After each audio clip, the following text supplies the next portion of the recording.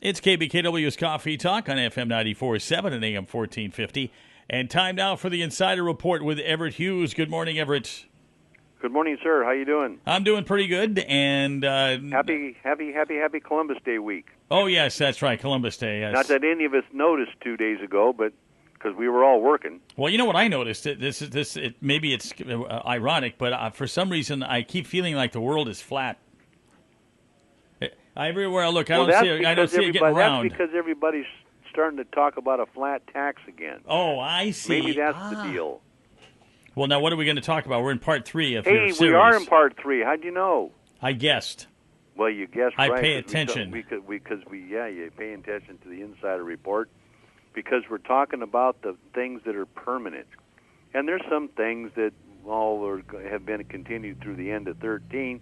But the thing that amazes me with this current administration and all the talk about it, having to increase revenues, that's all you hear from this administration is we have to increase revenues, yet the Bush tax cuts, for the most part, have remained permanent.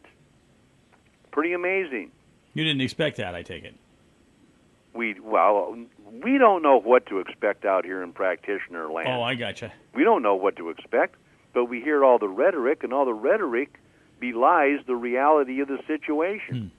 So anyway, another thing that's permanent, the marriage penalty elimination in the standard deduction and in the 15% bracket and in the earned income credit. The marriage penalty elimination is permanent. Wow. That is wow. Yeah, it ain't bad at all. Now, a couple other things that aren't good. Now, we talked about these when it comes to exemptions. Not exemptions, but itemized deductions.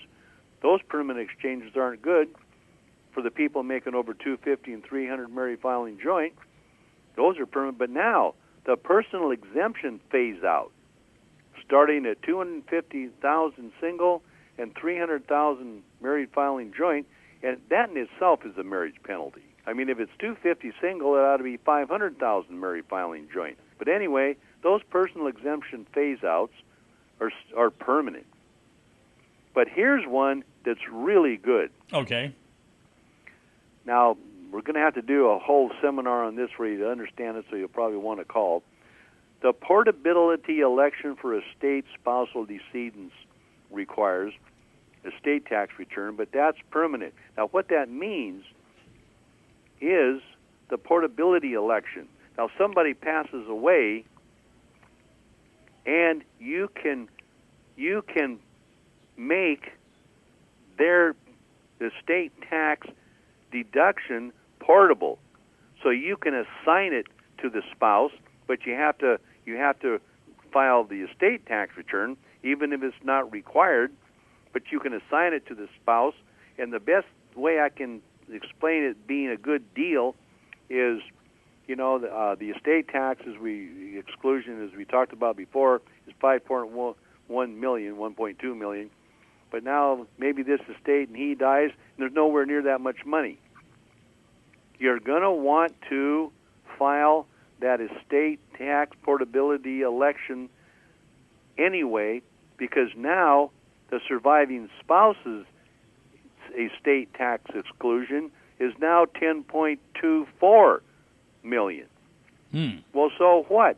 Well, so what if she won the lotto? So what if something happened and she inherited money from somebody else in the family? And so down the road she passes away, and if you don't file the portable election on the first death, instead of a $10.2 million exclusion, you've only got the 5.1. So that has been permanent. Okay. Which I think is wonderful.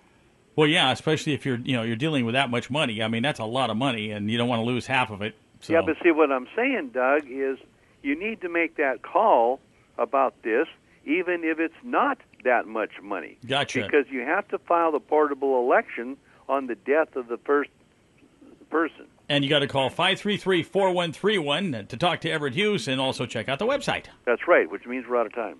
Absolutely. Okay, sir.